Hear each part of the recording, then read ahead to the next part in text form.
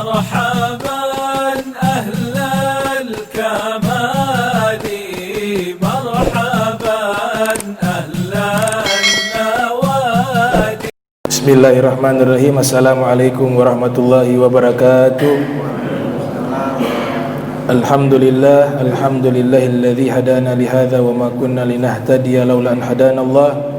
Tsumma ssalatu wassalamu ala Rasulillah Sayyidina Muhammad ibn Abdillah wa ala alihi wa sahbihi wa man walah, amma ba'du. Subhanaka la ilma lana illa ma 'allamtana innaka antal alimul hakim. Rabbi israh li sadri wa yassir li amri wahlul 'uqdatam min lisani yafqahu qawli wa saddid lisani wahdi qalbi bihaqqi sayyidina Muhammadin sallallahu alaihi wa alihi wa baraka wasallam. Ya man huwa fi 'uluwihi kain, ya man huwa fi fi'li hamid, ya man huwa fi majdihi matin. Allahumma akrimna bi nuril fahmi wa akhrijna min zulumatil wahmi warzuqna fahman nabiyyin wa hifdzal mursalin wa ilhama malaikatil mukarrabin. Rabbana zidna ilman wa fahma wa aqla ya akramal akramin bihaqqi sayyidina Muhammadin khatamil anbiya wal mursalin ya rahman ya rahim. Wa sallallahu alaihi sayyidina Muhammadin wa ala alihi wa sahbihi wa barak wasallam. Alhamdulillahi rabbil alamin. Alhamdulillah, puji syukur kehadirat Allah subhanahu wa ta'ala atas segenap curahan nikmat, dan tak lupa salawat dan salam senantiasa kita haturkan kepada Nabi kita Muhammad sallallahu alaihi wasallam beserta segenap keluarga beliau, sahabatnya dan umatnya.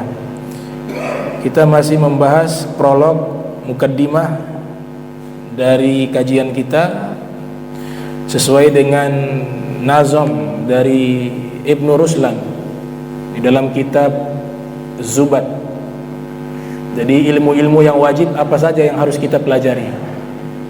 Fa farduhu min sifatil fardi ma ilmi ma yahtaju muaddi min fardi dinillahi fid dawami katuhri was salati was siyami wal bai'i lil muhtaji litabayyu'i wa dhahiril ahkami fis sana'i wa ilmi da'in lil qulubi mufsidi kal ujbi wal kibri wa da'il hasadi wa ma hadha wa ma siwa hadha min ahkami fardu kifayatin 'alal anami.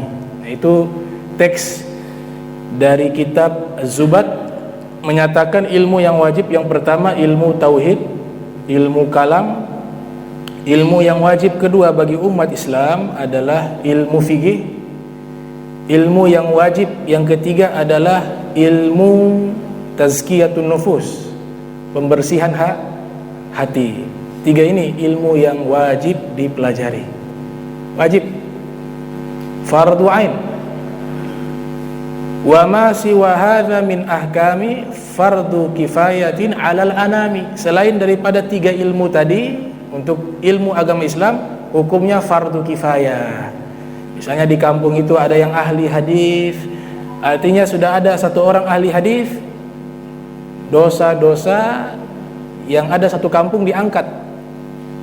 Ada yang ahli di dalam ilmu, misalnya ilmu tafsir, ini fardu kifayah semuanya. Tapi kalau yang tiga ilmu tadi masing-masing pribadi wajib. Kalau tidak ada guru, ya uzur. Tapi isyarat di kitab Zubat, ya kalau tidak ada guru disuruh pergi cari guru. Man lam yakun ya'lamu dza falyas'al, man lam yajid mualliman falyarhal. Yang tidak punya guru berusaha cari guru untuk belajar tiga ilmu tadi. Nah, jadi saya akan jelaskan satu persatu dari tiga ilmu tadi gambarannya. Setelah itu sudah selesai, baru kita bahas fikih daripada amaliyah ibadah kita sehari-hari. Lanjutkan yang kemarin. Saya kemarin membahas tentang ilmu kalam, ilmu akidah, ilmu iman. Nah, di sini salah satu kitab ilmu akidah namanya Al-Jawahirul Kalamiyah. Ini biasa di pesantren sering dibahas. Dan ini saya pelajari kurang lebih 13-14 tahun yang lalu. Kitab ini Al-Jawahirul Kalamiyah, tentang akidah, tentang ilmu keimanan. Perlu diketahui di sini dinyatakan yunsabu dzalika ila jumhuri salaf, dinisbatkan pendapat tersebut yaitu tafwid. Istilah namanya tafwid. Jadi kita harus tahu ketika ada ayat-ayat mutasyabihah yang menceritakan fisik, seakan-akan diceritakan fisiknya Allah di dalam Al-Quran. Allah punya muka, punya tangan, punya kaki, ya, punya mata dan seterusnya. Ini namanya mutasyabihat, samar-samar. Maka respon dari para ulama terdahulu, dari kalangan sahabat, dari kalangan ulama-ulama salaf abad ke-1, ke-2, ke-3, itu ada dua cara. Tafwid, yang pertama tafwid. Jadi ketika ada ayat-ayat menceritakan fisiknya Allah, mereka tidak mau membahas, cukup iman saja, tidak mau banyak mendiskusikan, karena dikhawatirkan terjerumus kepada mutasyabihah, penyerupaan Allah dengan makhluk. Itu dihindari. Seperti ada yang datang bertanya kepada Imam Malik bin Anas. Beliau salaf. Imam Malik bin Anas seorang ulama salaf, tabi'ut tabi'in. Sahabat terakhir yang meninggal itu tahun 100. Generasi sahabat terakhir tahun 100 Hijriah. Terakhir sahabat yang meninggal berdasarkan kesepakatan para muhaddisun seperti Ibnu Salah, seperti juga Al-Imam Ibnu Hajar Asqalani menyatakan sahabat terakhir yang meninggal itu namanya Abu Tufail Amir ibn Wathilah, tahun 100 Hijriah. Ini sahabat terakhir yang meninggal. Jadi generasi sahabat tahun 100 Hijriah sudah habis. Setelahnya lagi mereka namakan dengan tabi'in, orang-orang yang belajar kepada sahabat. Itu sampai tahun 200, ya, 150 Hijriah. Tabi'in terakhir generasinya tahun 150 Hijriah. Nah, di tahun ini 150 Hijriah lahir Imam Syafi'i. Imam Syafi'i lahir tahun 150. Abu Hanifah meninggal tahun 150. Makanya Imam Syafi'i Abu Hanifah tidak pernah ketemu, karena jelas Imam Syafi'i baru lahir, Abu Hanifah meninggal. Bahkan sebagian ulama mengatakan di hari itu meninggalnya sama dan lahirnya sama. Jadi saat Abu Hanifah meninggal, di hari yang sama Imam Syafi'i lahir. Dan juga ada ulama di Makkah namanya Ibnu Jurayj juga meninggal bersamaan, sehingga dikatakan telah wafat orang alim namun telah dilahirkan seorang yang alim. Yaitu wafat orang alim adalah Abu Hanifah, dilahirkan adalah Imam Syafi'i. 150. Nanti tahun 220, maka ini generasi terakhir daripada tabi'ut tabi'in. 220. Jadi abad ke-1, ke-2, ke-3 dinamakan salaf berdasarkan hadis Rasul sallallahu alaihi wasallam, khairu qarni tsumma alladzina yalunahum tsumma alladzina yalunahum. Masa terbaik adalah masaku. Masanya Rasul sallallahu alaihi wasallam. Setelah itu generasi berikutnya. Setelah itu berikutnya yang dihitung oleh para ulama dikira-kirakan 300 tahun. Nah, abad yang 300 tahun inilah dinamakan salaf. Berarti Imam Malik termasuk salaf. Imam Malik lahir tahun 93 Hijriah, meninggal 179 Hijriah. Berarti salaf. Imam Syafi'i juga termasuk salaf. Imam Syafi'i, Imam Malik rahimahumullah pernah ditanya tentang makna summastawa 'alal ars. Kemudian Allah beristiwa secara tekstual di atas ars. Ars itu logatan sarir, singgasana. Apa respon dari Imam Malik? Dengan wajah marah beliau mengatakan, al-istiwa'u ma'lum wal kaifu majhul wal imanu bihi wajib was su'alu anhu bid'ah. Istiwa, bersemayam, itu secara lafaz bisa diketahui, tapi dinisbatkan kepada Allah caranya tidak tahu. Iman kepadanya wajib, karena disebutkan dalam Al-Quran, wasu'alu anhu bid'ah, bertanya tentang masalah tersebut bid'ah. Ini namanya tafwid. Jadi semua sifat Allah bisa pakai rumusan ini. Namanya tafwid, tidak bahas, cukup seperti ini sudah dinamakan tafwid. Misalnya ada yang bertanya, di dalam Al-Quran Allah Ta'ala berfirman, wa kallamallah Musa taklima. Allah berfirman kepadamu Musa, pakai kata taklima, didobol lagi. Itu kalau ilmu bahasa Arab disebutkan dengan maf'ul mutlaq li taukid, penegasan. Jadi Allah bukan kiasan berfirman, tapi benar-benar berfirman kepada Nabi Musa, sehingga ini sifat. Sifat itu Asy'ariyah tidak mengingkari, diimani. Kalau Mu'tazilah menafikan sifatnya Allah. Jadi Allah gak punya sifat, Mu'tazilah. Kalau Asy'ariyah mengimani sifat, hanya menghindari mutasyabihat fisik. Makanya namanya mujassamah, difisikkan, itu yang dilarang. Tapi kalau sifat diimani. Nah, tapi sifatnya tidak seperti sifat makhluk.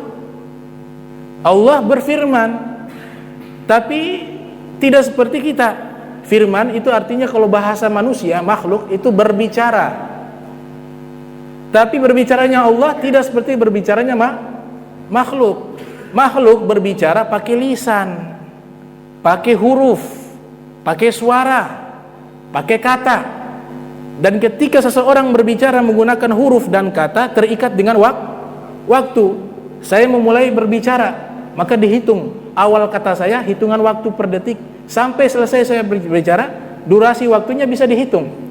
Kalau Allah Ta'ala berfirman menggunakan suara, huruf, otomatis terikat dengan waktu, maka itu dinamakan hadas, atau apa namanya, sesuatu yang baharu, makhluk. Dan Allah maha suci daripada itu. Jadi bukan berarti berfirmannya Allah dengan Al-Quran, Allah menyampaikan menggunakan bahasa Arab. Tidak. Kalau Mu'tazilah menyatakan Allah menciptakan bahasa Al-Quran kemudian diwahyukan kepada Nabi, itu paham Mu'tazilah. Tapi kalau Asy'ariyah, Allah berfirman tapi tanpa huruf, tanpa suara. Nabi merespon, menerjemahkan dengan bahasa Arab, tanpa suara, tanpa huruf. Bagaimana bisa dipikirkan? Ya majhul, kita tidak tahu. Makanya rumusan tafwid menggunakan ucapan Imam Malik. Allah itu al-kalam, maklum. Ya berfirman, berbicara, maklum. Kita manusia semua tahu, berbicara ya berbicara. Kaif, cara Allah berbicara, majhul, kita gak tahu. Udah, gak mau komentar. Ilmu kita gak sampai di situ, cukup sampai di sini saja. Wal imanu bihi wajib. Iman dengan sifat kalam Allah wajib. Wasu'alu anhu bid'ah. Banyak bertanya tentang hal tersebut bid'ah. Itu namanya tafwid. Makanya ada Imam Zahabi dalam kitab Mizan I'tidal fi Naqdi Rijal. Itu Mizan I'tidal fi Naqdi Rijal, ketika ada hadis innallaha khalaqa Adam ala suratih. Allah menciptakan Nabi Adam dengan bentuknya. Hadis. Ini hadis sahih. Allah menciptakan Nabi Adam dengan bentuknya. Orang-orang mujassimah, ini firqah ini ada, memfisikkan Allah dengan makhluk. Mereka mengatakan dengan bentuknya Allah. Jadi Allah menciptakan Nabi Adam ala suratih, atas bentuknya Allah. Bisa dibayangkan, berarti Nabi Adam itu manifestasi gambaran daripada wujudnya Allah. Ini kan menyimpang. Sehingga Al-Imam Ibnu Qutaibah dalam kitab Ta'wil Mukhtalafil Hadis menyatakan ada beberapa pendapat yang menghindari pendapat itu. Yang dimaksud dengan bentuknya adalah Allah menciptakan Nabi Adam di dunia, bentuknya sama ketika di surga. Jadi domirnya kembali ke Nabi Adam, bukan kepada Allah, untuk menghindari mutasyabihat. Kemudian Imam Qutaibah mengatakan hadis ini saya cukup imani saja, saya tidak mau kasih komentar. Itu namanya tafwid. Makanya Imam Zahabi ketika mendapatkan hadis ini, beliau mengatakan, Imam Zahabi ini pakar hadis, abad ke-6, lahir 673 Hijriah, meninggal 748 Hijriah. Seorang ulama pakar hadis dunia. Beliau mengatakan wa ma'na hadis surah. Adapun maksud daripada hadis yang memfisikkan Allah itu naskut. Kami diam, gak mau menjawab. Fadaruddu ilmahu ilallahi wa rasulih. Maksud daripada makna tersebut kami serahkan saja kepada Allah dan Rasul. Allah Rasul lebih tahu. Wa naskut, dan kami ketika mendapati ayat-ayat yang bersifat mujassamah, difisikkan Allah, maka kami diam.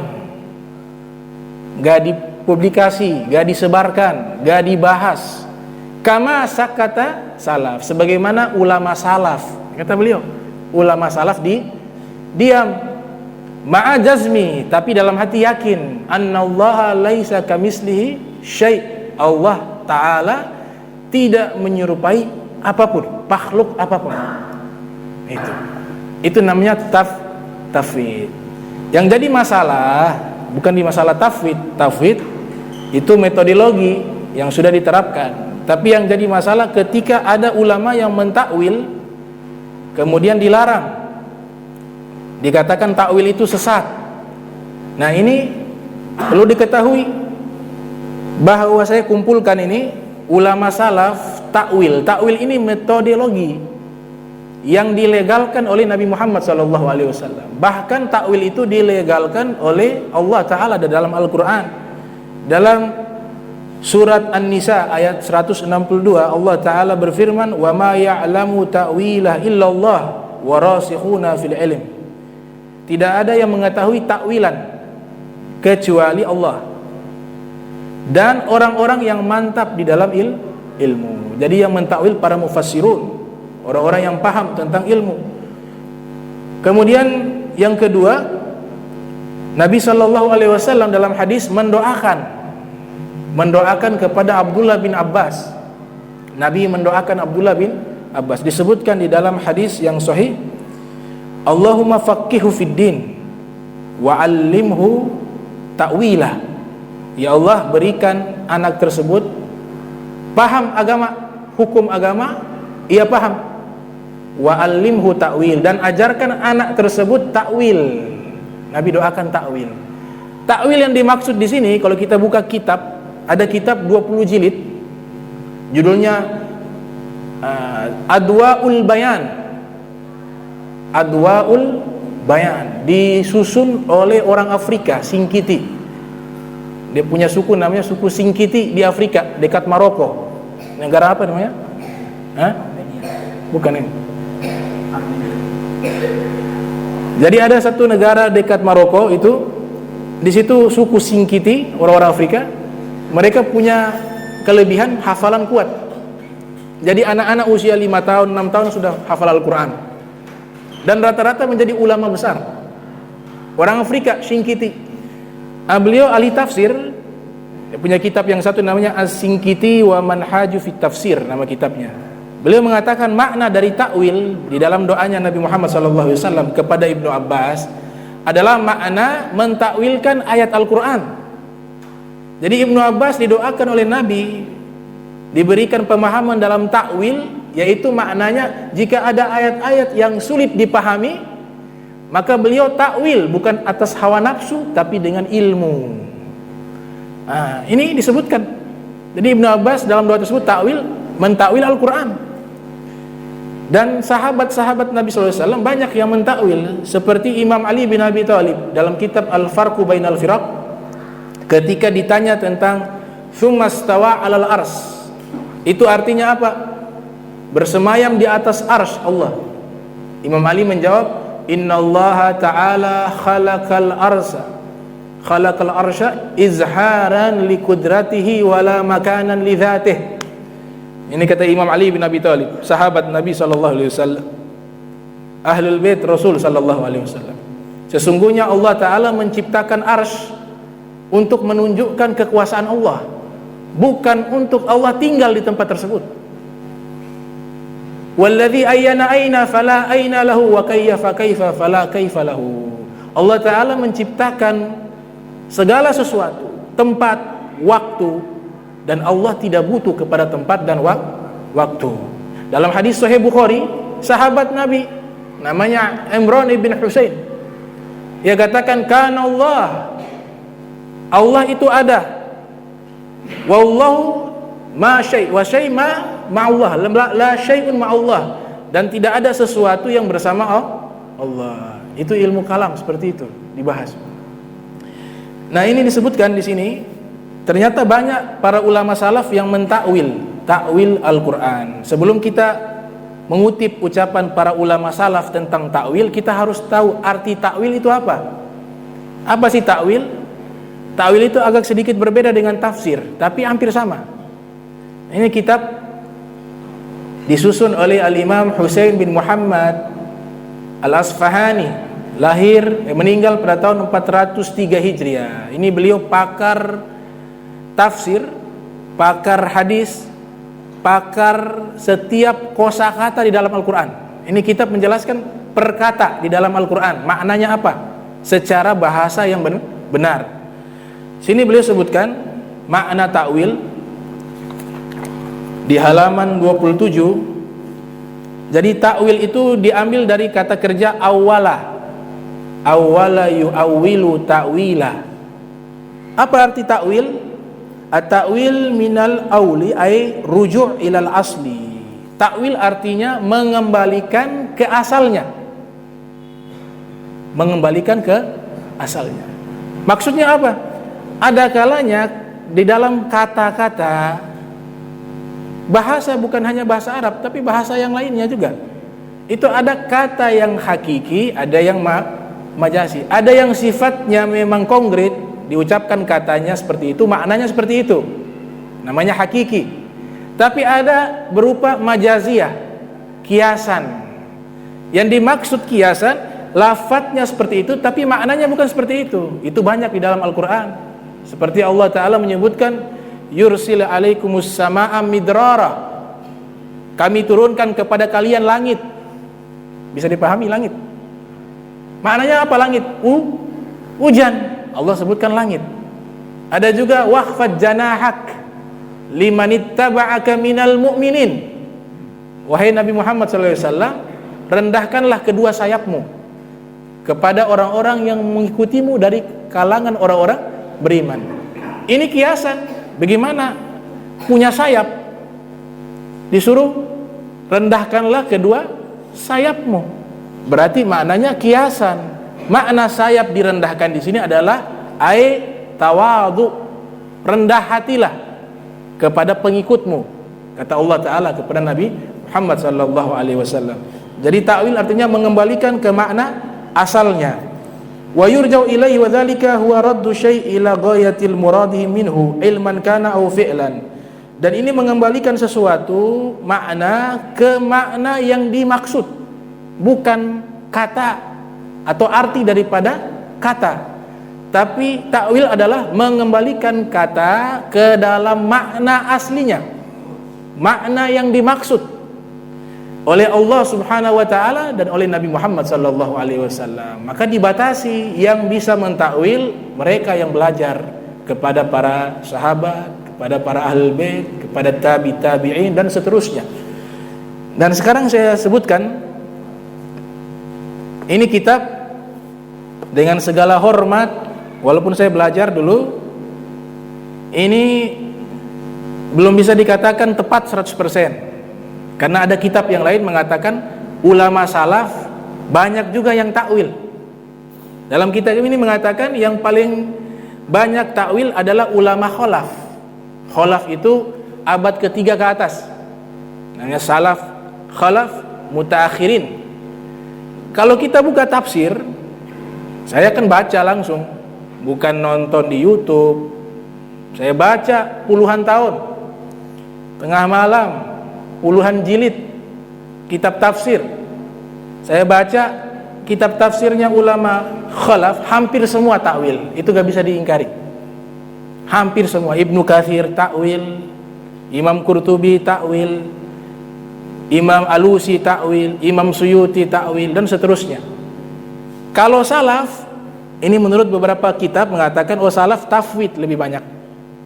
Tafwid lebih banyak. Padahal kenyataannya ternyata salaf juga banyak mentakwil. Ini kitab, saya ambil kitab tafsir yang diakui oleh lintas mazhab. Kitab tafsir yang diakui oleh lintas mazhab. Namanya Tafsir Jami'ul Bayan. Disusun oleh Muhammad Ibnu Jarir At-Tabari. Beliau juga salaf. Tafsirnya tafsir salaf karena lahir tahun 224 Hijriah, meninggal tahun 310 Hijriah. Beliau bermazhab Syafi'i. Bahkan beliau belajar langsung ke murid-muridnya Imam Syafi'i. Namanya Muhammad Ibnu Jarir At-Tabari, Abu Ja'far. Dalam kitab Tafsir Jamil Bayan, seluruh riwayat yang beliau kutip, ini saya jelaskan sedikit bagaimana komentar ulama tentang tafsir ini. Ibnu Taimiyah rahimahumullah di dalam kitab Majmu Fatawa, Ibnu Taimiyah mengatakan kitab tafsir yang paling bagus tafsirnya Ibnu Jarir At-Tabari. Bisa dilihat di kitab Majmu Fatawa. Itu pernyataan Ibnu Taimiyah. Ibnu Taimiyah mengakui kitab tafsir yang paling bagus tafsir Ibnu Jarir At-Tabari. Imam Nawawi juga menyatakan demikian. Jangan heran kalau kita baca kitab Tadribu Rawi, Tagrib Nawawi, ada hadis-hadis palsu, ada kisah-kisah yang diambil dari kisah-kisah Bani Israel. Banyak terdapat di dalam kitab-kitab tafsir. Sehingga Imam Suyuti, Imam Nawawi di dalam kitab Tadribu Rawi yang lahir tahun 849 Hijriah, meninggal 911 Hijriah. Imam Nawawi lahir 631 Hijriah, meninggal 676 Hijriah. Menyatakan tafsir-tafsir yang banyak mengutip riwayat-riwayat palsu dan tidak selektif di dalam menyeleksi riwayat-riwayat Israel, Bani Israel. Namanya Israiliyah. Itu seperti tafsir Sa'labi, tafsir Baidawi, tafsir Zamhasiri. Disebutkan banyak tuh ulama tafsir, tapi beliau tidak sebutkan tafsir Ibnu Jarir At-Tabari. Kenapa? Karena Ibnu Jarir At-Tabari sangat selektif mengambil riwayat, tidak sembarangan. Yang lain ambil semua. Walaupun riwayat Bani Israel tidak dilarang oleh Nabi Muhammad SAW. Nabi katakan dalam hadis sahih, hadithu an Bani Israel wala haraj. Rasul bersabda, ceritakanlah riwayat-riwayat Bani Israel. Maksudnya ini yang dinisbatkan kepada kitab suci Taurat wa Injil. Ceritakan wala haraj. Nabi katakan tidak masalah, tidak apa-apa. Tapi dikasih syarat, jika ceritanya bertentangan dengan cerita Al-Quran atau bertentangan dengan hadis Nabi SAW, maka ditolak. Tapi kalau ceritanya memiliki kesamaan, karena cerita Bani Israel banyak cerita kisah-kisah nabi-nabi terdahulu. Karena kita kan sebenarnya satu sumber agama samawiyah, agama langit dari wahyu.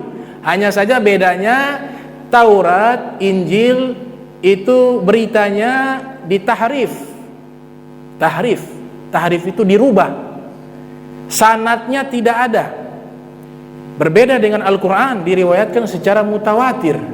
Berbeda dengan riwayat dari hadis Nabi Muhammad SAW, memiliki sanad mata rantai yang terhubung dari para periwayat sampai kepada Nabi Muhammad SAW. Maka Nabi memberikan syarat, boleh diambil berita-berita dari Bani Israel, tapi dengan syarat tidak bertentangan dengan Al-Quran dan sunnah Nabi Muhammad SAW dan kitab-kitab sejarah kaum muslimin. Ada dua tokoh mu'allaf, satu namanya Wahab ibn Munabbih. Ini menguasai kitab Taurat. Makanya kalau kita temukan di dalam kitab-kitab, banyak beliau menceritakan riwayat-riwayat kisah-kisah Nabi terdahulu. Itu riwayat yang beliau ambil bukan dari riwayat Islam, tapi riwayat Bani Israel. Dan ulama mencatat, tapi diseleksi, dilihat, diteliti apakah bertentangan. Tidak semuanya diambil. Ada yang bertentangan dengan Al-Quran, ditolak. Seperti misalnya, contoh kisah Nabi Ayub. Nabi Ayub di dalam Al-Quran ditimpa penyakit, tapi tidak disebutkan penyakitnya.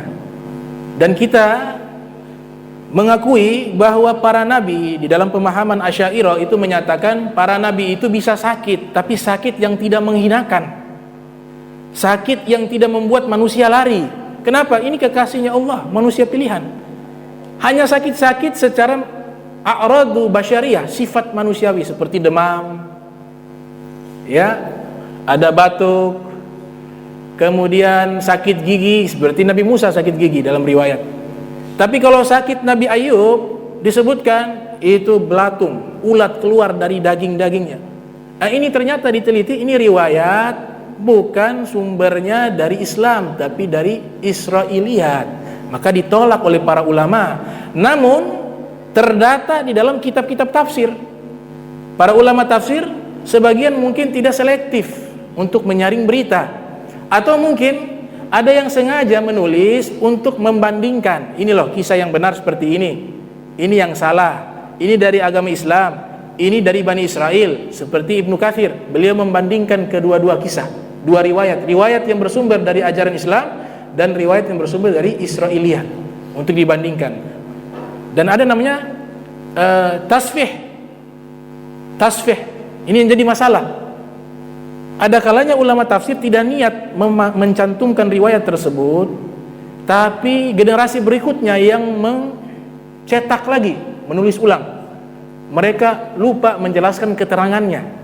Dalam bahasa ilmu hadis namanya tasfih, dari kata safaha. Tasfih itu artinya salah tulis atau lupa di dalam menulis atau menyampaikan riwayat. Maka ini tercampur. Nah, riwayat tafsir Ibnu Jarir At-Tabari, cerita-cerita seperti ini disaring ketat. Dan jenis tafsirnya tafsir riwayat. Tafsir riwayat artinya menafsirkan Al-Quran dengan penjelasan hadis Nabi SAW atau minimal sahabat atau minimal tabi'in dengan sanad yang baik, hasan. Imam Haddad juga menyatakan, para ulama yang ada di Hadramaut juga mengakui bahwa tafsir yang paling bagus adalah tafsir Ibnu Jarir At-Tabari. Bisa dilihat di kitab Al-Manhajus Sawi, pernyataan Al-Habib Abdullah Al-Haddad, dan Imam Nawawi, Imam Suyuti mengakui. Nah, di dalam kitab tersebut disebutkan para ulama-ulama, jadi sudah jelas ya, ini kitab yang sangat diakui oleh para ulama, sanadnya baik, kemudian digunakan oleh para ahli tafsir setelahnya. Namanya Tafsir Jami'ul Bayan. Di sini dinyatakan, contoh, saya tulis sendiri tulisan tangan. Surat Al-Qamar ayat 14. Surat Al-Qamar ayat 14. Allah Ta'ala berfirman, tajri bi a'yunina. Ini cerita kapalnya Nabi Nuh itu berlayar dengan mata-mata kami. Ini makna secara tekstual ya. Kapal Nabi Nuh berlayar dengan a'yunina, mata-mata kami. Sudah, secara kalimat saja tidak enak.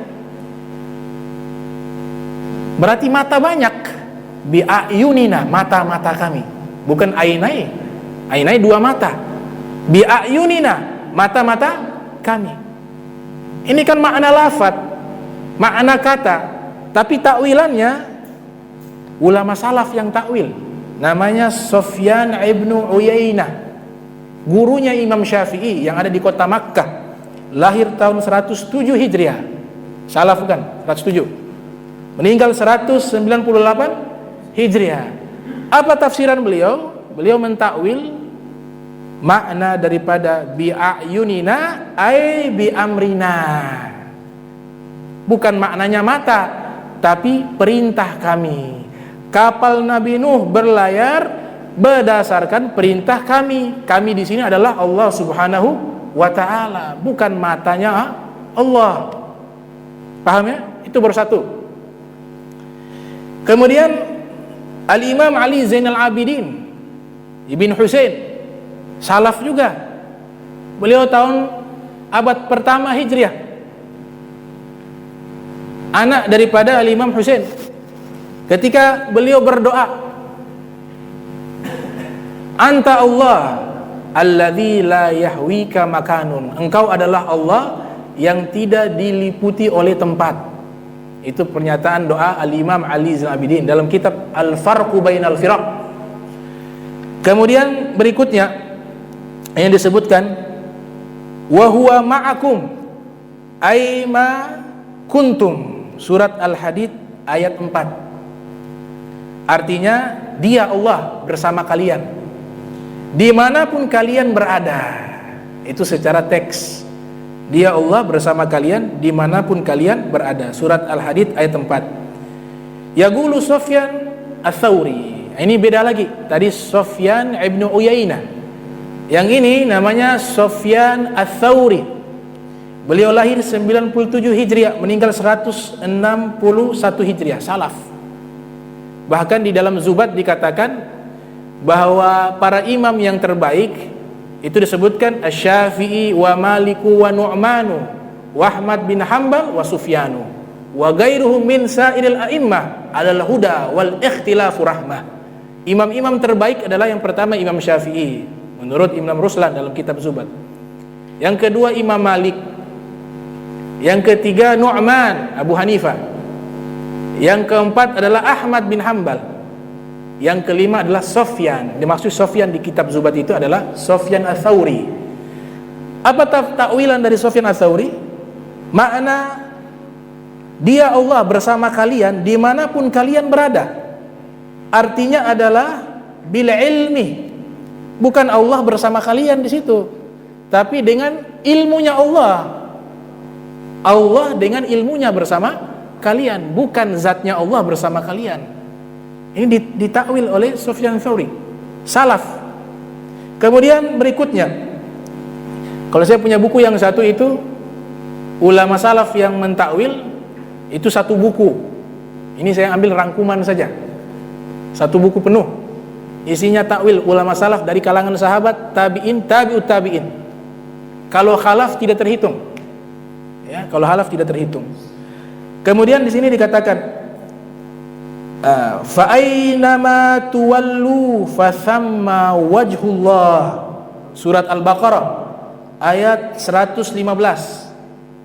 Dimanapun kalian menghadap, di sana ada mukanya Allah. Di sana ada mukanya Allah. Apa kata Sa'id Al-Imam Mujahid? Imam Mujahid ini murid dari Ibnu Abbas.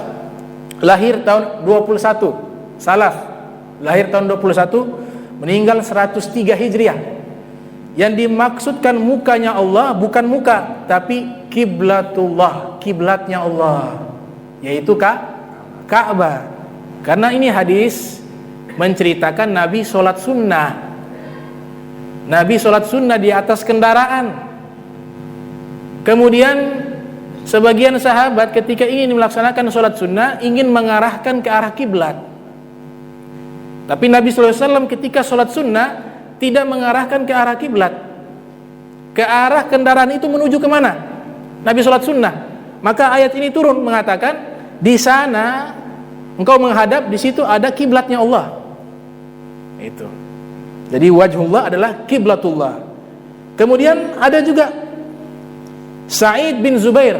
Ini wafat, dibunuh. Seorang ulama besar, murid dari Ibnu Abbas, dibunuh oleh Hajjaj ibn Yusuf Ats-Tsaqafi. Sa'id bin Zubair lahir tahun 15, meninggal 94 Hijriah. Di surat ayat kursi, ya, di ayat kursi. Kursiyus samawat wal ard. Kursinya. Ilmuhu, makna kursi bukan kursi, tapi ilmunya Allah. Kalau ada kursi diduduk, wah ini jadi makhluk. Bisa duduk, bisa berdiri. Kursinya seperti apa? Maka beliau mentakwil.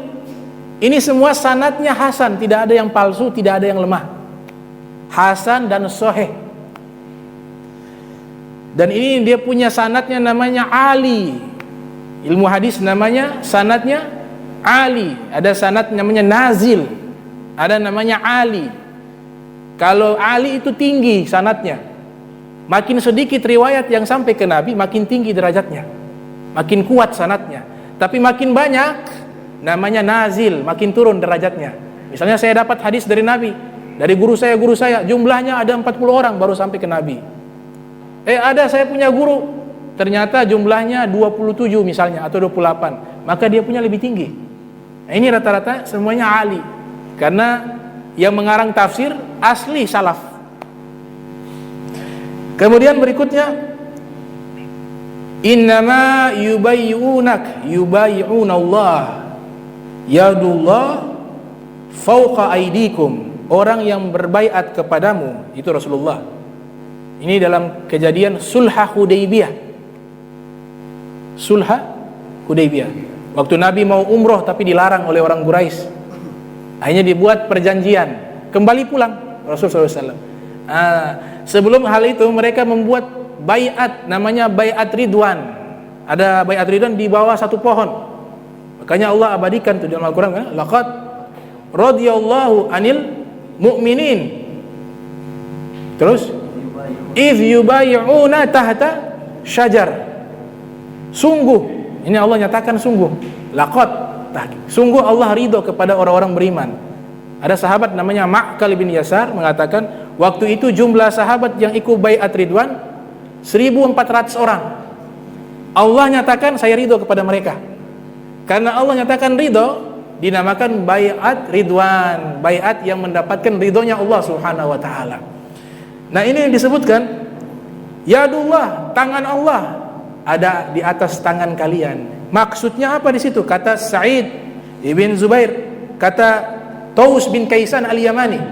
Taus bin Kaisan al-Yamani. Ini juga salaf. Lahir tahun 32 Hijriah, meninggal 106 Hijriah. Itu menyebutkan makna tangan adalah kuwah. Bukan tangan, tapi maknanya kekuatan. Satu riwayat nusrah. Makna tangan adalah pertolongan Allah Subhanahu wa taala. Tidak diartikan tangan, diartikan pertolongan atau kekuatan. Ini ulama salaf. Kemudian ada juga Al-Imam Syekh, ini sekarang mutaakhirin, Syekh Albani. Ya, Syekh Albani di dalam kitab Fatawa Albani. Syekh Albani menyatakan, ini pakai halaman ya, juz 3. Dia punya kitab juz 3. Itu disebutkan, beliau mengatakan innallaha munazzahun anil makan. Sesungguhnya Allah disucikan dari tempat. Allah disucikan dari tempat. Bittifaq jami'il ulama'il Islam, berdasarkan konsensus, kesepakatan seluruh para ulama Islam. 5. Kenapa ulama bersepakat bahwa Allah tidak menempati satu tempat? Li'annallaha kan wala syai' ma'ah. Karena Allah itu ada dan tidak ada sesuatu yang bersamanya. Fi Sahihil Bukhari, beliau kutip hadis di dalam Sahih Bukhari. An Imran bin Husain, dari Imran bin Husain yang tadi saya bacakan. Kana Allah wala syai' ma'ah. Allah itu ada dan tidak ada sesuatu yang bersamanya. Ini halaman 339 dalam kitab Fatawa Syekh Albani di juz yang ketiga. Kemudian mengutip juga di dalam Sahihul Bukhari. Ternyata ulama hadis juga mentakwil. Imam Bukhari ketika ada ayat kullu syai'in halikun illa wajhahu, segala sesuatu binasa kecuali wajahnya Allah. Kullu syai'in halikun illa wajhahu. Itu beliau menyatakan mulkuhu. Wajah di sini artinya kerajaannya Allah. Tapi coba diotak-atik oleh orang, bilang bukan mulku tapi malikuhu. Kalau malikuhu kita artikan namanya ataf bayan, artinya ai itu penjelasan. Kalau kita artikan malikuhu artinya pemilik, pemiliknya Allah. Artinya seperti itu. Kullu syai'in halikun illa wajhahu ai malikuhu. Segala sesuatu binasa kecuali pemilik wajahnya Allah. Berarti ada Allah lagi yang lain. Pemilik wajahnya Allah. Kalau mau dipaksa arti malik, artinya seperti itu. Karena atuf bayan itu menjelaskan makna. Atau milkuhu. Kalau malikuhu justru mimnya panjang. Malikuhu. Di surat Fatihah kita bisa baca dua bacaan. Maliki yaumiddin bisa. Maliki yaumiddin juga bisa. Bisa dibaca pendek, bisa dibaca panjang. Di dalam terminologi bahasa Al-Quran atau bahasa Arab jika ada tambahan huruf maka maknanya lebih banyak. Kata Maliki Yaumiddin kita baca panjang sah, tapi maknanya menguasai hari kiamat. Ad-din di sini agama. Lihat, Yaumiddin saja ditakwil hari agama. Hari agama apa? Di tafsir disebutkan Yaumuddin ay yaumal qiyamah. Yang dimaksudkan Yaumuddin hari agama adalah hari kiamat. Itu kalau ma-nya panjang artinya Allah menguasai seluruh hari kiamat. Hari kiamat itu dikuasai oleh Allah. Tapi kalau dibaca pendek Maliki Yaumiddin, Allah hanya menguasai perkara-perkara yang terjadi di dalam hari kiamat. Sama-sama maknanya hampir mirip, tapi bacaannya beda. Kalau diartikan milk, kalau malik panjang. Lafaz yang biasa dipakai malik bisa jadi raja, malak malaikat, milkun milik, mulkun kerajaan. Dia punya tulisannya sama, cara bacanya beda, artinya jadi beda. Malik raja, milkun memiliki, mulkun kerajaan, malakun malaikat. Malakun malaikat. Itu. Kemudian Imam Malik, ya, ini semua salaf ini. Kalau saya baca kholaf sampai pagi ya habis. Tafsir itu banyak. Ini yang ulama salaf semuanya. Saya sudah sebutkan tanggal lahirnya, tanggal meninggalnya. Ya, rujukan kitabnya saya sebutkan. Rujukan kitab saya sebutkan. Karena zaman sekarang banyak juga yang kasih palsu-palsu kitab. Kitab dirubah-rubah. Banyak zaman sekarang. Makanya baca buku harus ada guru. Kalau tidak salah baca, ini bisa berbahaya. Ya, bisa berbahaya. Bisa kita salah dalam berhukum dan seterusnya. Nah, ini disebutkan oleh Imam Malik ketika ada hadis yanzilullah, Allah turun ila sama'id dunya, ke langit dunia.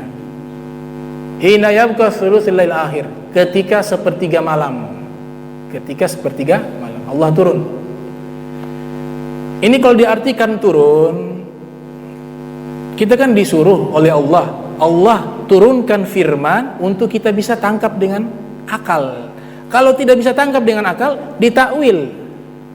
Inna anzalna Qur'ana Arabiyyan la'allakum ta'qilun. Kami turunkan Al-Quran sengaja menggunakan bahasa Arab agar bisa kita pahami.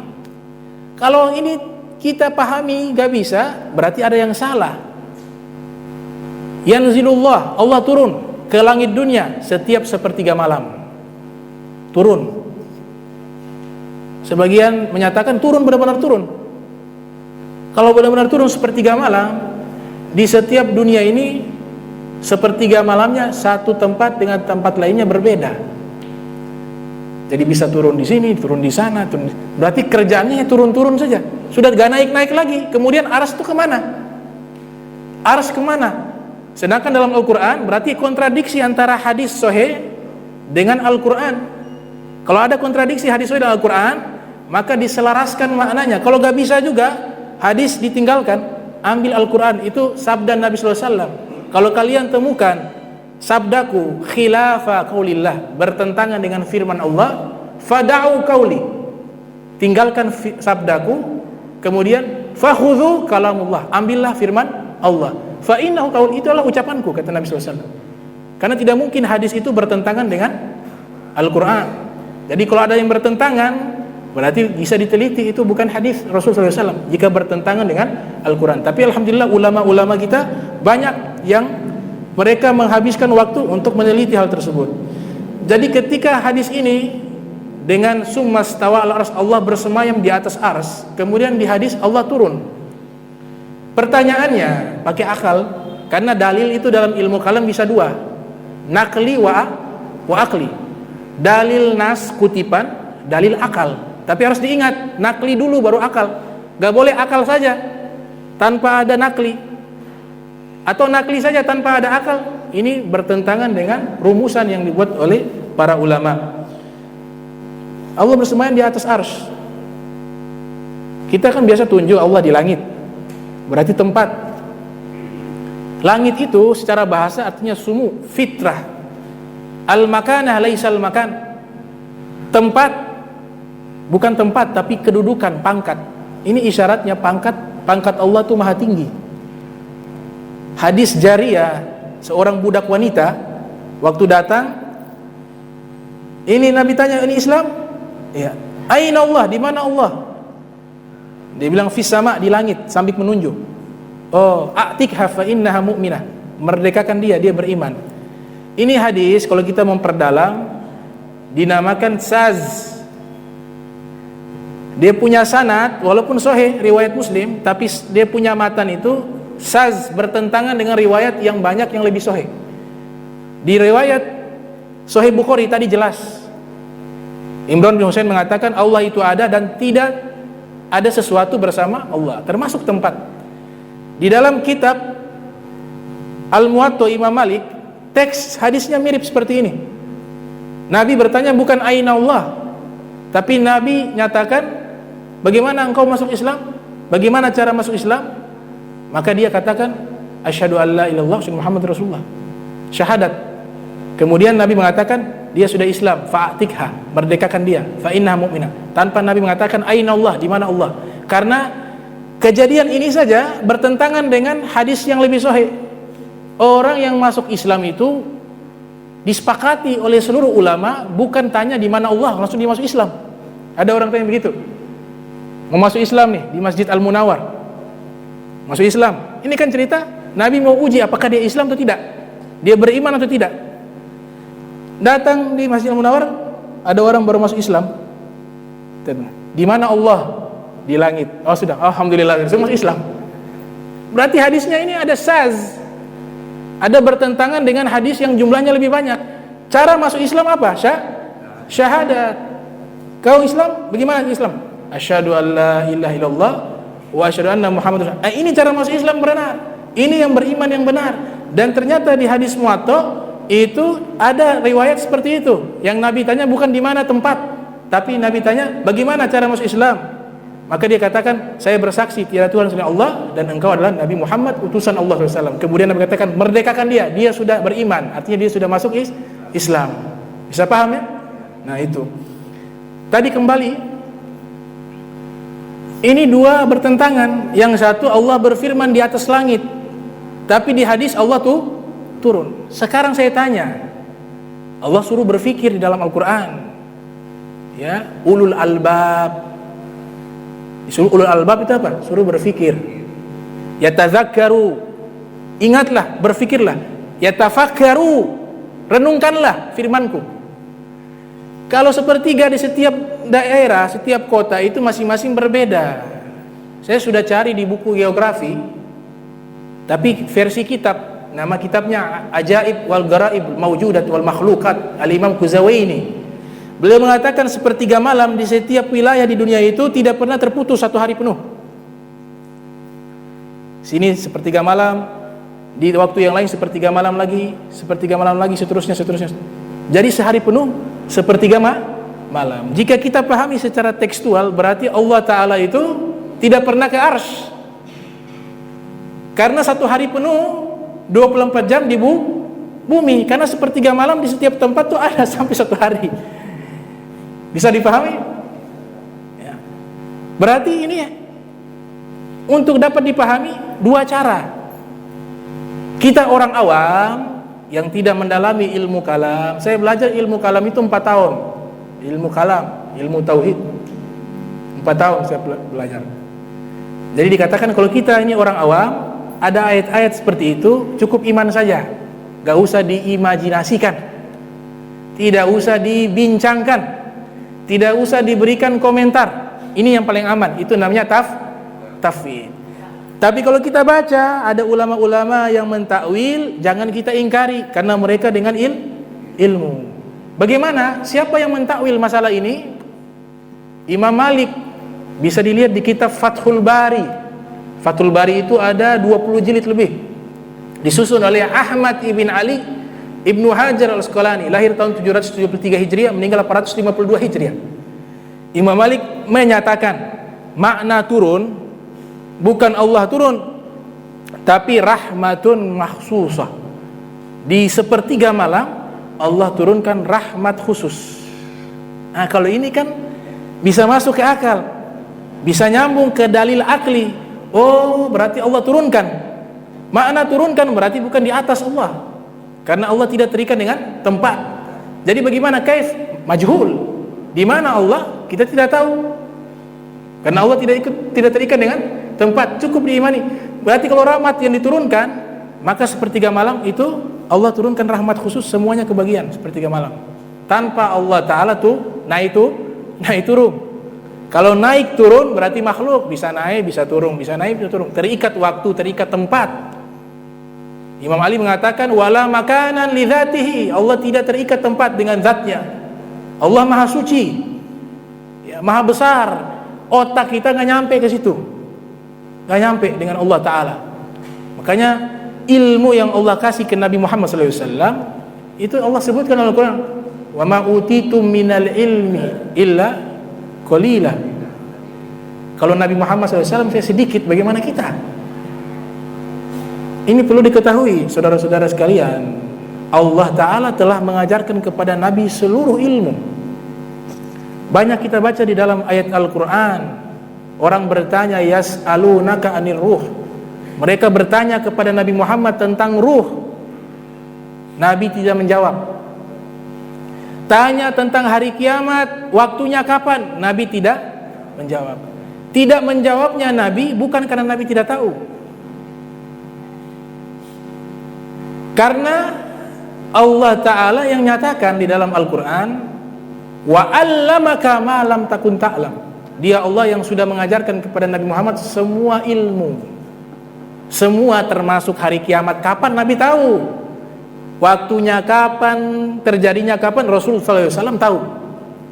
Tentang ruh Nabi tahu, cuma Nabi sengaja tidak beritahukan. Kenapa? Saya temukan satu riwayat hadis, ada dalam kitab Lataiful Minan, disusun oleh Imam Ta'ata'illah Iskandari. Nabi bersabda sallallahu alaihi wasallam, "Allamani Rabbi thalathata ulum." Allah mengajarkan kepada saya tiga ilmu.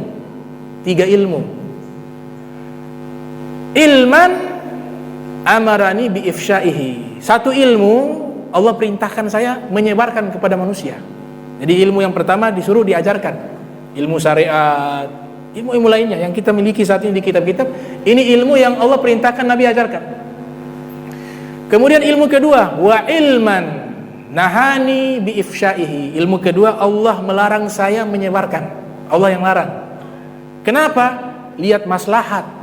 Kira-kira kalau Nabi sebutkan hari kiamat, ada yang tanya hari kiamat kapan? Nah, tidak ada riwayat Nabi sebutkan harinya kapan terjadi, tidak ada. Yang Nabi sebutkan tanda-tanda hari kiamat. Padahal Nabi tahu. Nabi sudah berikan informasi waktunya hari kiamat, hari Jumat. Hari Jumat.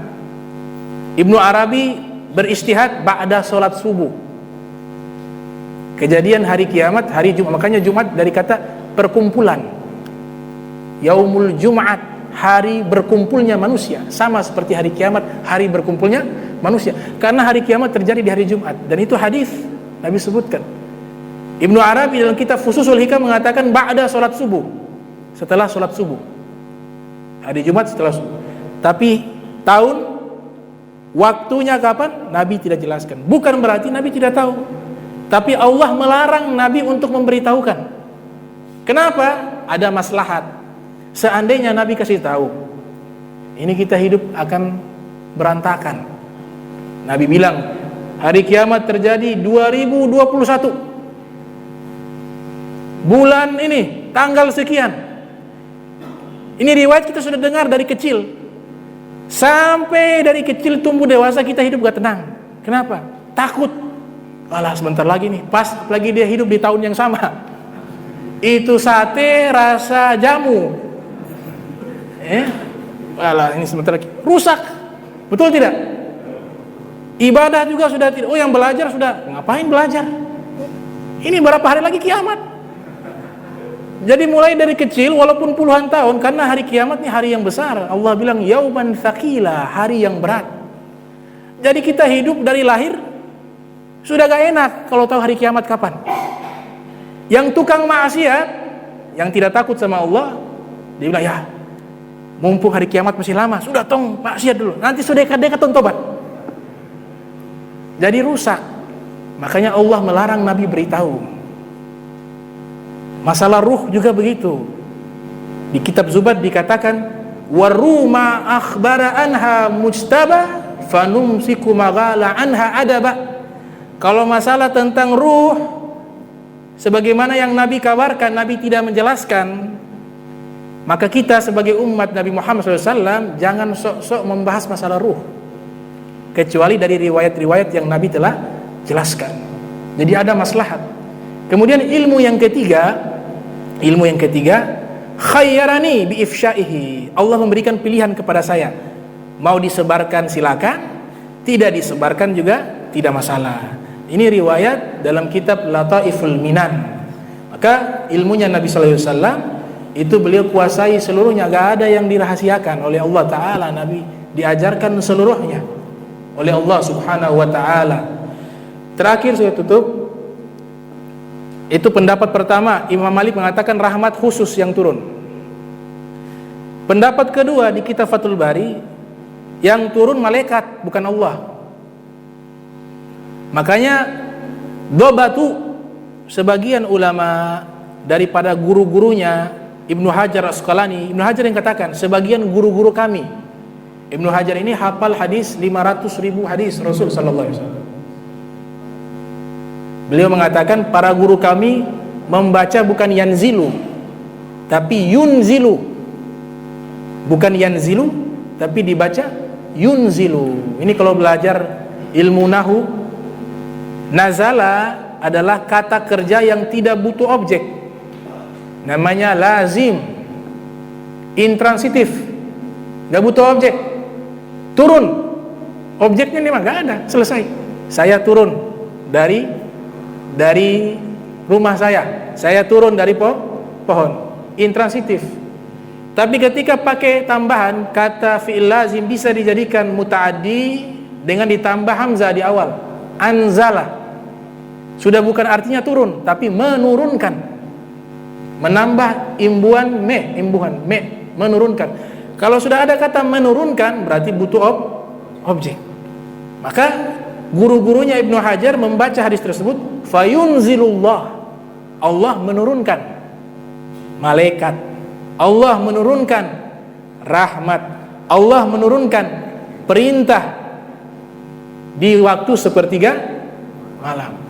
Bahkan sepertiga malam itu menjadi istimewa karena di waktu itulah Nabi kita Muhammad SAW cahayanya berpindah ke dalam perut ibundanya Sayyidah Aminah. Waktu Nabi mau lahir itu tengah malam mendekati subuh. Sepertiga malam cahaya itu pindah ke perutnya Sayyidah Aminah.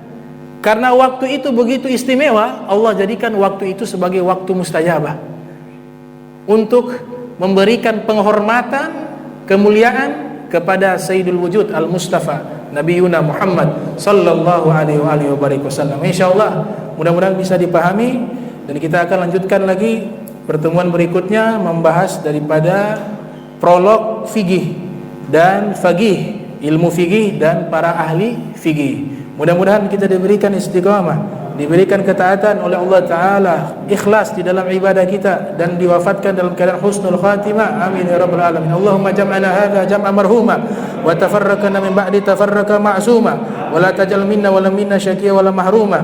Allahumma nadhih qulubana an ta'alluqi biman dunak waj'alna min qaumin tuhibbuhum wa yuhibbunak. Rabbana wa hab lana min azwajina wa dhurriyyatina qurrata a'yun waj'alna lil muttaqina imama. Rabbana atina fid dunya hasanah wa fil akhirati hasanah wa qina adzaban nar wadkhilna jannata ma'al abrar ya aziz ya ghafar ya rabbal alamin. Wa sallallahu alaihi Muhammadin wa ala alihi wa sahbihi wa barak wa sallam wa ila hadratin nabi. Al-Fatihah. Bismillahirrahmanirrahim. Alhamdulillahirabbil alamin arrahmanir rahim maliki yaumiddin. Iyyaka na'budu wa iyyaka nasta'in shiratal mustaqim shiratal ladzina an'amta 'alaihim ghairil maghdubi 'alaihim waladdallin amin. Wa subhanaka allahumma tahiyatun fiha salam wa akhir da'wana alhamdulillahirabbil alamin wa lafu minkum wassalamu alaikum warahmatullahi wabarakatuh.